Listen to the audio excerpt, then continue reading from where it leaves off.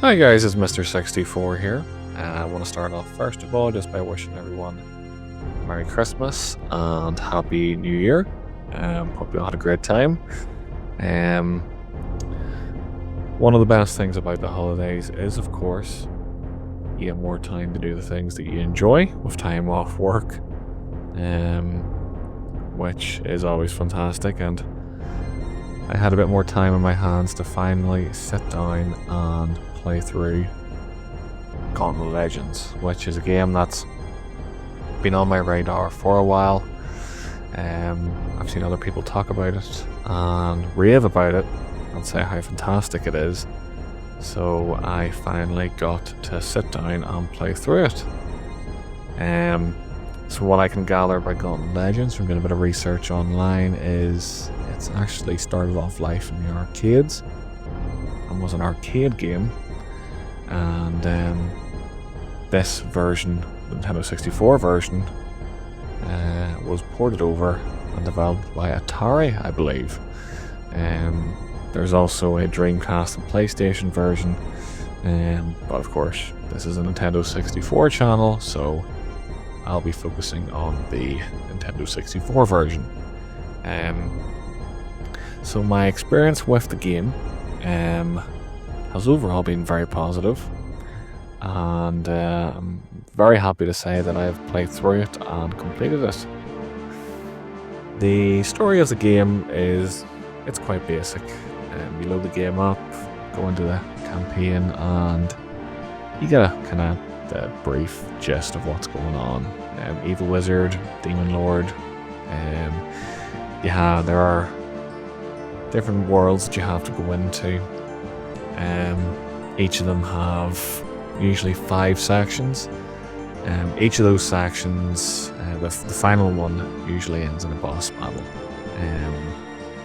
And if you go into the boss battle and get your ass handed to you, basically means you gotta come out of that, go into a prior level. In my case, it was Mountain Valley. Anyone that's played through the game will know what I'm talking about. You go back to Mountain Valley, it's the first level you play through, and you get items and health, and it's kind of the tutorial level. I must have played through it about 100 times, but anyway, you go into it, you keep on grinding, level up, and then when you're ready, go back and take the boss on again. And I find myself doing that a lot. And you know what, I've got to give the game its dues. It never actually got boring. That's basically it.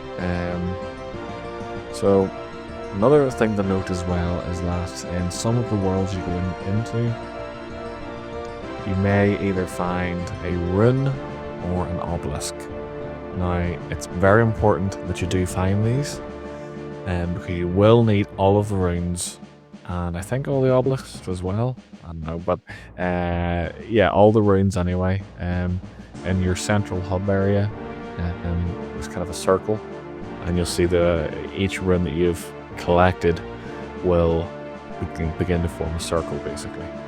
You need all the runes to get to the final boss, the final boss, and truly complete the game.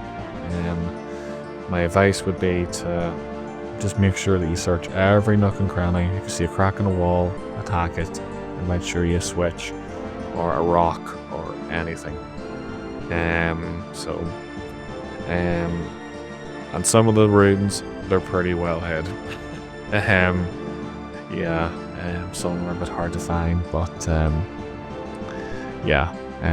just search every nook and cranny, folks. That's all I can say to you.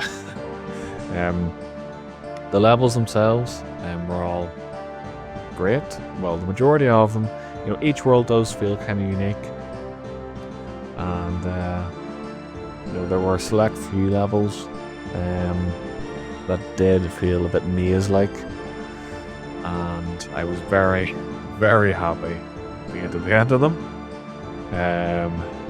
But overall, they're all fantastic and fun to play through.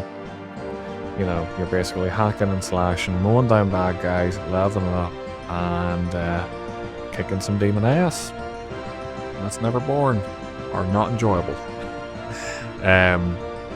So yeah, and each Level you go into has its own kind of music, and for kind of a cartridge-based game, the music is, it's fantastic. Really, it all sounds perfect. There's some great sound effects in the actual game itself.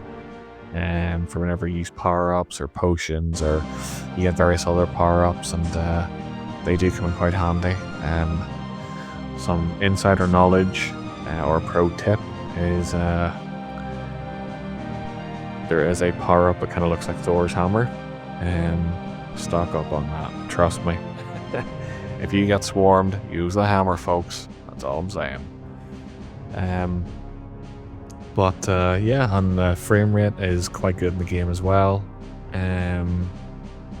There's very rarely really any slowdown or anything, which is, for a Nintendo 64 game, again, it's just another bonus, really.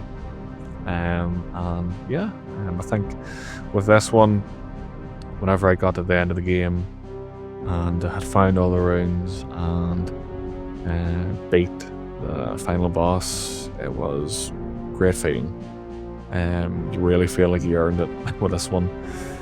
Not in a bad way, but a good way. You've leveled up, you've found everything you need to find, and the final boss is, it's a big ass demon lord called Scorn. And so yeah, it was fun to mow him down and get the ending. I think with this game, I can see why it was so kind of revered in the Nintendo 64 community. That's one that I would definitely go back to. But yeah, look, I mean, as always, I would like to hear, what you guys think about the game, if you enjoyed it or hate it, or any recommendations for something like it. Let me know in the comments down below, guys. What I'm going to leave you all with now is my final encounter with the Demon Lord Scorn. So I'm going to leave you with that for your viewing pleasure. And I'll just say thank you very much for watching the video. I plan on doing more. And yeah, thank you very much. Have a great day, and all the best. Bye.